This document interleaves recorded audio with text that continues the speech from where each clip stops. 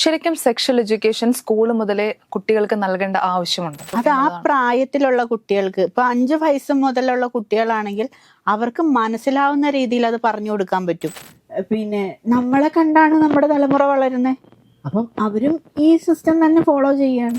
നമുക്കിപ്പോൾ ഒരുപാട് ടെക്നോളജി നമ്മൾ അഡ്വാൻസ്ഡ് ആണ്. ഒരു വീഡിയോ കാണിച്ചു കൊടുത്തിട്ടാണെങ്കിലും അല്ലെങ്കിൽ ഒരു പ്രസന്റേഷനിലാണെങ്കിലും കുട്ടികൾക്ക് കാര്യങ്ങൾ പറഞ്ഞു കൊടുക്കാം.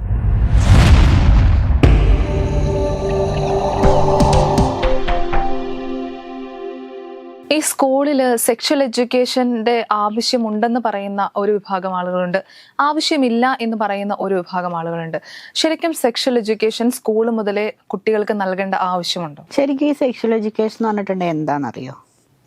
അത് പറഞ്ഞിട്ടുണ്ടെങ്കിൽ വിദ്യാഭ്യാസ പദ്ധതിയിൽ മനുഷ്യന്റെ ലൈംഗികതയെക്കുറിച്ച് കുട്ടികളെ, അതായത് വരുന്ന തലമുറയെ പഠിപ്പിച്ചു കൊടുക്കുന്ന ഒരു സമ്പ്രദായമാണ് ഈ സെക്ഷൽ എഡ്യൂക്കേഷൻ എന്ന് പറയുന്നത്.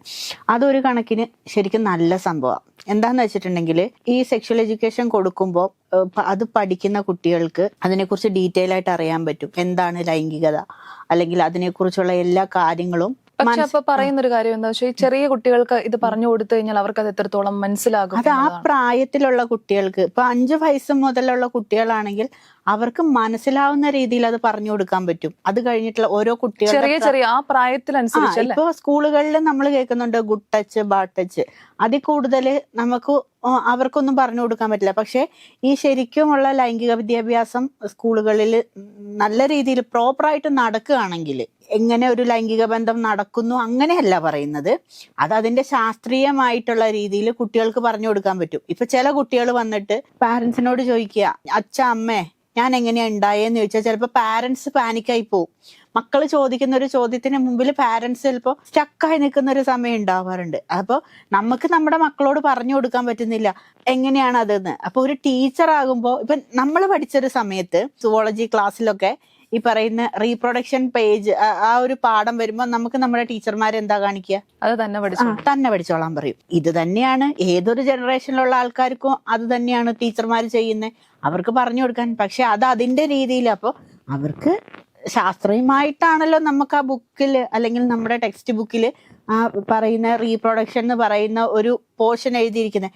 അതെന്തോ വലിയ അപരാധമാണ്, അത് ആരോടും പറയാൻ പാടില്ല, അങ്ങനെയുള്ള ഒരു കൺസെപ്റ്റ് കൊണ്ടുവരാതെ അതിനെ അതിന്റെ രീതിയിൽ പറഞ്ഞു കൊടുത്തിട്ടുണ്ടെങ്കിൽ കുട്ടികൾക്കാണെങ്കിലും മനസ്സിലാവും. പക്ഷെ ഈ സെക്ഷൽ എഡ്യൂക്കേഷൻ ഗുഡ് തന്നെ, അത് നല്ലതാണ്. പ്രോപ്പർ ആയിട്ട് അത് കൊടുക്കാൻ പറ്റുകയാണെങ്കിൽ കുഞ്ഞുനാൾ മുതലേ എന്താണെന്ന് മനസ്സിലാക്കാം. കാരണം പല കാര്യങ്ങളും മനസ്സിലാകാതെ നമ്മളിങ്ങനെ, ഈ മലയാളികൾ കൂടുതലും എങ്ങനെയാണെന്ന് വെച്ചാൽ ഇക്കാര്യങ്ങളെ പറ്റി അറിയണമെന്നുണ്ട്, പക്ഷെ ഇത് നമുക്ക് ഡയറക്റ്റ് ആയിട്ട് ചോദിക്കുമ്പോൾ മോശം വിചാരിക്കുമോ എന്ന് വിചാരിക്കുന്നവരുണ്ട്. മറച്ചു വെച്ചോണ്ടാണ് ഇങ്ങനത്തെ കാര്യങ്ങൾക്കൊക്കെ ഒരു മറയിട്ടോണ്ടാണ്. എന്നാൽ ഇത് അറിയണമെന്നുണ്ട്, ആഗ്രഹം. സെക്ഷുവൽ ഡിസീസിന്റെ കാര്യങ്ങളായാലും സെക്ഷുവാലിറ്റി സംബന്ധമായിട്ടുള്ള അസുഖങ്ങൾ അല്ലെങ്കിൽ എന്തെങ്കിലും കാര്യങ്ങളൊക്കെ ആണെങ്കിലും ആളുകൾക്ക് അറിയണമെന്നുണ്ട്. എന്നാൽ ഡയറക്റ്റ് ആയിട്ട് ഇതിപ്പോ ചോദിക്കുമ്പോൾ അവരെന്ത് വിചാരിക്കും? ഒരു ഡോക്ടറിനോട് പോലും ചോദിക്കാൻ പറ്റാത്തൊരു സിറ്റുവേഷൻ ഉണ്ട്. ചിലപ്പോ കാണാം, ഇപ്പൊ ഇൻസ്റ്റാഗ്രാമിലൊക്കെ വൈറലായിട്ടിരിക്കുന്ന ഒരു സെക്ഷൽ കൺസൾട്ടന്റ് ഉണ്ട്. അവര് ഡോക്ടറാണ്.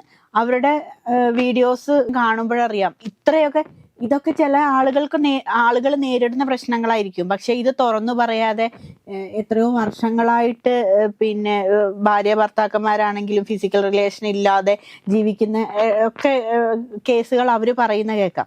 അപ്പോൾ ശരിക്കും പറഞ്ഞാൽ അവർക്കൊന്നും ഒരു പ്രോപ്പറായിട്ട്, സെക്ഷുവാലിറ്റി എന്ന് പറയുന്നത് ആണും പെണ്ണും തമ്മിൽ മാത്രമുള്ള കാര്യങ്ങളെ പറ്റി മാത്രമല്ലല്ലോ ഡിപെൻഡ് ചെയ്യുന്നത്. ഒരുപാട് കാര്യങ്ങൾ, ഒരു വ്യക്തിയെ സംബന്ധിച്ചിട്ടുള്ള ഒരുപാട് സെക്ഷുവൽ കാര്യങ്ങളുണ്ടല്ലോ. ഇപ്പൊ നമ്മളുടെ സെക്ഷൽ ഓർഗൻസ് വരെ അതിന്റെ ചേഞ്ചസ് എങ്ങനെയാണ്, ഇതൊന്നും അറിയില്ലാത്ത ഒരുപാട് ആളുകളുണ്ട്. അങ്ങനെ പറഞ്ഞിട്ടുണ്ടെങ്കിൽ നമ്മൾക്ക് ഇപ്പോ അതെന്ന് വെച്ചാൽ നമ്മുടെ വിദ്യാഭ്യാസത്തിന്റെ ഒരു പോരായ്മയായിട്ട് തന്നെ ശരിക്കും അതിനെ ഇതാക്കണം. കാരണം ഈ ഒരു ഭാഗം എടുക്കുമ്പോൾ ആളുകൾ എന്തോ അതിനെ അത് വേറെന്തോ ആണ്, അത് പറഞ്ഞു കൊടുക്കാൻ പാടില്ലാത്ത, കേൾക്കാൻ കൊള്ളില്ലാത്ത എന്തൊക്കെയോ കാര്യങ്ങളാണെന്നാണ്. മെയിൽ ആൻഡ് ഫീമെയിൽ സെക്ഷുവൽ ഓർഗൻസിനെ കുറിച്ച് പഠിപ്പിക്കുന്ന അതിന്റെ ഒക്കെ സമയം വരുമ്പോ ടീച്ചർ നമ്മളോട് പറയുന്നത്, നിങ്ങൾ വായിച്ചു നോക്കിയാൽ മതി, അത് വേറെ ഒന്നുമില്ല, അതിനകത്തൊന്നും ഇല്ലെന്നേ, നിങ്ങളൊന്ന് വായിച്ചു നോക്കിയാൽ മതി. ആ ഒരു ഇതില് എല്ലാവരെയും, അപ്പം ഇതിനെക്കുറിച്ച് നമ്മൾ വായിച്ചു നോക്കി നമുക്കൊരു സംശയം വരിക. കാരണം നമ്മൾക്ക് അറിയാനുള്ളൊരു കാര്യം, കാരണം ഇത് നമ്മൾക്ക് എന്തോ പാടില്ലാത്തത്, അറിയാൻ പാടില്ലാത്തതാണ്, ടീച്ചർമാർ പറഞ്ഞു തരാൻ പാടില്ലാത്തതാണെന്ന് വിചാരിച്ചിട്ടാണ് നമ്മളോട് ഇതാക്കുന്നത്. അപ്പൊ നമുക്ക് സ്വാഭാവികമായിട്ടും കുട്ടികൾക്ക് ഒരു സംശയം കൂടുതലുണ്ടാവും. നാളെ ചെന്ന് ഒരു സംശയം ചോദിച്ചിട്ടുണ്ടെങ്കിൽ ടീച്ചർ പറയും വേറൊരു പാഠത്തിലില്ലാത്ത സംശയം നിനക്കെന്താ ഇതിലെന്ന് ചോദിച്ചിട്ട് വഴക്ക് പറയും. കൂടുതൽ അപ്പൊ അവര് വിചാരിക്കുന്നത് ഇതെന്താണ് ഈ പാഠത്തിന് അത് ഇത്രയും പ്രശ്നമായിട്ടുള്ള കാര്യങ്ങൾ എന്നൊക്കെയാണ് മനസ്സിലാക്കുക. അപ്പൊ തന്നെ നമുക്കൊരു ബേസ് കിട്ടുന്നത് ഈ ലൈംഗികത അല്ലെങ്കിൽ റീപ്രൊഡക്ഷൻ പിന്നെ എന്നൊക്കെ ഉള്ളത് എന്തോ സാധനമാണ്. അത് ഒളിച്ചു വെക്കേണ്ടതാണ്, മറച്ചു വെക്കേണ്ടതാണ്. ഇപ്പോ പിന്നെ ഒരു കുടുംബത്തിലാണെങ്കിലും പിന്നെ ഒരു പാർട്ട്നേഴ്സ് തമ്മിൽ സ്നേഹിക്കുന്നതാണെങ്കിൽ പോലും അതൊക്കെ ഒരു റൂമിന്റെ ഉള്ളിൽ ഒതുങ്ങിയിരുന്ന് അല്ലെങ്കിൽ പുറത്താരും കാണാതെ പിന്നെ പരസ്പരം സ്നേഹിക്കാൻ പാടുള്ളൂ. അങ്ങനെയൊക്കെ ഒരു ചട്ടക്കൂട് ഉണ്ടാക്കി വെച്ചിട്ടുണ്ട്. ആ സിസ്റ്റം നമ്മൾ ഫോളോ ചെയ്ത് വരുമ്പോ പിന്നെ നമ്മളെ കണ്ടാണ് നമ്മുടെ തലമുറ വളരുന്നത്. അപ്പം അവരും ഈ സിസ്റ്റം തന്നെ ഫോളോ ചെയ്യാണ്. ഇപ്പൊ ഒരു മോഹൻലാലിന്റെ ഒരു സിനിമയിൽ പറയുന്നുണ്ട്, അച്ഛനും അമ്മയും സ്നേഹിക്കുന്നത് കണ്ട് മക്കൾ വളർന്ന മക്കൾക്ക് ആ സ്നേഹം പിന്നെ അവരുടെ പാർട്ട്നേഴ്സിനോട് ഉണ്ടാകും, മക്കൾ വഴിതെറ്റി പോവില്ല എന്ന്. ശരിക്കും ആ ഒരു മെത്തേഡ് നമ്മളെല്ലാവരും ഫോളോ ചെയ്തു വരുവാണെങ്കിൽ കുറേയൊക്കെ പ്രശ്നങ്ങൾ നമുക്ക് കുറയ്ക്കാൻ പറ്റും. ഇപ്പോൾ ഒരു ആൺകുട്ടികൾ മാത്രമുള്ള ഒരു വീട്ടിലാണെങ്കിൽ അവർക്ക് അവരുടെ അമ്മ മാത്രമായിരിക്കും. അവിടെ അങ്ങനത്തെ വീടുകളിൽ എല്ലാ വീടുകളിലും അത് ശരി, ഒരു പെൺകുട്ടിയെ എങ്ങനെ കൺസിഡർ ചെയ്യണമെന്നോ തിരിച്ചും അതെ പെൺകുട്ടികൾക്കായാലും ആൺകുട്ടികളോട്, അതായത് ഇതിന്റെ വ്യത്യസ്തത എന്താണെന്നും ഇതെങ്ങനെയാണെന്നും പ്രോപ്പർ ആയിട്ട് പറഞ്ഞു കൊടുത്താൽ ഒരു തടസ്സം ഇല്ലാണ്ടാകും, ഒരു സമത്വം വരും. എന്നാൽ അതിനർത്ഥം നമ്മൾ ഇത് എന്താണ് അങ്ങനെയല്ല, ആളുകൾ അങ്ങനെയാണ് കരുതുന്നത്. നമ്മൾ ഇത് ഒരുമിച്ചെന്ന് പറയുമ്പോൾ അവരെന്തോ ആയിക്കോട്ടെ എന്ന് അങ്ങനെയാണ് ആളുകൾ കരുതുന്നത്. ഈ ഒരു ടോപ്പിക് നമ്മൾ പറയുമ്പോൾ ഇതിന്റെ അടിയിൽ ഒരുപാട് നെഗറ്റീവ് കമന്റുകൾ കാര്യങ്ങളും വരും. പക്ഷെ നമ്മൾ പറയുന്നത് ശരിക്കും പറഞ്ഞാൽ നമ്മുടെ ഇപ്പൊ വളർന്നു വരുന്ന ഒരുപാട് മക്കളുണ്ട്, പെൺമക്കളുണ്ട്, ആൺകുട്ടികളുണ്ട്. ആൺകുട്ടികൾ പെൺകുട്ടികൾ എന്നില്ല. ഇപ്പോ ലൈംഗിക ഉപദ്രവങ്ങൾ ഇപ്പൊ അതെ ആൺകുട്ടികൾക്കും അതെ വരുന്നുണ്ട്. അപ്പൊ ഇതെന്താണ്, എങ്ങനെയാണ് അറ്റ്ലീസ്റ്റ് ഇത് എന്താണെന്ന് തിരിച്ചറിയാനൊരു ഇപ്പൊ കുഞ്ഞു കുട്ടികളുടെ അടുത്ത് പിന്നെ പറയാണ് ഇങ്ങനെ നമ്മുടെ പ്രൈവറ്റ് ഓർഗൻസ് ഇതിനെ കുറിച്ച് ഡീറ്റെയിൽ ആയിട്ട് പറഞ്ഞു കൊടുക്കുക. അങ്ങനെയുള്ള കാര്യങ്ങൾ ചെയ്യുമ്പോൾ അവർക്ക് മനസ്സിലാവും. ഇപ്പൊ എനിക്ക് എൻ്റെ കൊച്ചിനോട് പോലും പറയാൻ പറ്റുന്നില്ല. ഗുഡ് ടച്ച് ബാഡ് ടച്ച് എന്ന് നമ്മൾ ടീച്ചേഴ്സ് പഠിപ്പിച്ചിരുന്നു. അതിനെക്കുറിച്ച് നമ്മൾ പറയും, ഇന്ന പോലെ ആളുകൾ ആരെങ്കിലും വന്ന് പരിചയമില്ലാത്ത ആളുകൾ വന്ന് ടച്ച് ചെയ്യുകയാണെങ്കിൽ അവരോട് നോ പറയണം എന്നൊക്കെ ഞാൻ പറഞ്ഞു കൊടുക്കുന്നുണ്ട്. പക്ഷെ അതിൽ കൂടുതൽ എനിക്ക് പറയാൻ പറ്റില്ല. എനിക്ക് പറഞ്ഞു കൊടുക്കാൻ എൻ്റെ മനസ്സിൽ പേടിയാ. ഇങ്ങനെ സംശയങ്ങളൊക്കെ ചോദിച്ചിട്ടുണ്ടോ മോള് അങ്ങനെ വലിയ സംശയങ്ങളൊന്നും ചോദിച്ചിട്ടില്ല ഇതുവരെ. പക്ഷെ എൻ്റെ കാര്യങ്ങൾ ഞാൻ അവളോട് പറഞ്ഞു കൊടുക്കുമ്പോൾ അവൾക്ക് കാര്യങ്ങൾ മനസ്സിലാവുന്നുണ്ട്.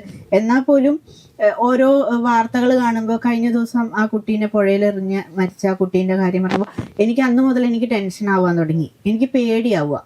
അപ്പോൾ ഞാൻ കൊച്ചിനോട് പറഞ്ഞു കൊടുക്കുന്നത് പരിചയമില്ലാത്ത ആരെയും കൂടെ പോവരുതിട്ടോ കുഞ്ഞു, അവര് കണ്ണ് കുത്തിയെടുക്കും അല്ലെങ്കിൽ കിഡ്നി പറിച്ചോണ്ട് പോകും. അങ്ങനെയല്ല, എനിക്ക് അങ്ങനെ പറഞ്ഞു കൊടുക്കാൻ പറ്റുന്നുള്ളൂ. പക്ഷെ ഞാനൊരു അമ്മ ആ സമയത്ത് എനിക്ക് ഇപ്പൊ ഞാൻ ഈ പറയുന്ന പോലെ എൻ്റെ കൊച്ചിനോട് എനിക്ക് പറയാൻ പറ്റില്ല. ആ സമയം ഞാനൊരു ടീച്ചറാണ്, അല്ലെങ്കിൽ ഞാൻ ആ ഒരു ഇതിൽ നിൽക്കുകയാണെങ്കിൽ എനിക്ക് പറഞ്ഞു കൊടുക്കാം, അത് സയന്റിഫിക്കലി നമുക്ക് പറഞ്ഞു കൊടുക്കാം. അല്ലാതെ ഒരമ്മ എന്ന് പറയുമ്പോൾ അതാണ് പാരന്റ്സിന്റെ ഒരു പിന്നെ എന്താ ബുദ്ധിമുട്ട് അങ്ങനെയാണ്. അപ്പൊ സ്കൂളുകളിൽ നിന്ന് തന്നെ ആ രീതിയിലുള്ള ഇപ്പൊ ഒരുപാട് പിന്നെ ഇതുണ്ട്. നമുക്ക് ബെഞ്ച് മാറ്റിയിരുത്തുന്ന ഒരു പരിപാടി ഉണ്ടായിരുന്നു, ഗേൾസിനെയും ബോയ്സിനെയും ഒരുമിച്ചിരുത്തത്തില്ല. നമുക്കിപ്പോ ഒരുപാട് ടെക്നോളജി നമ്മൾ അഡ്വാൻസ്ഡ് ആണ്. ഒരു വീഡിയോ കാണിച്ചു കൊടുത്തിട്ടാണെങ്കിലും അല്ലെങ്കിൽ ഒരു പ്രസന്റേഷനിലാണെങ്കിലും കുട്ടികൾക്ക് കാര്യങ്ങൾ പറഞ്ഞു കൊടുക്കാം. നമ്മളൊന്നും പഠിക്കുന്ന സമയത്ത് അങ്ങനെയല്ല, ടീച്ചർമാർ വായിച്ചു തരണം. അപ്പോൾ ടീച്ചർമാർക്ക് അതിന് ബുദ്ധിമുട്ട്. ഇപ്പോൾ അങ്ങനെയല്ലല്ലോ. അപ്പോൾ കുറേയും കൂടി ഈ സെക്ഷൽ എഡ്യൂക്കേഷൻ എന്ന് പറയുന്ന ഒരു സമ്പ്രദായം കുറച്ചും കൂടി ഈ വരുന്ന ഇനിയുള്ള കാലത്തെങ്കിലും കാലത്തുള്ളെങ്കിൽ ഈ അധ്യയന വർഷം മുതൽ കുറച്ചും കൂടി നല്ല രീതിയിൽ ആക്കിയെടുക്കുകയാണെങ്കിൽ പിന്നെ കുറേ പ്രശ്നങ്ങൾ തീരുമെന്ന് എനിക്ക് തോന്നുന്നുണ്ട്.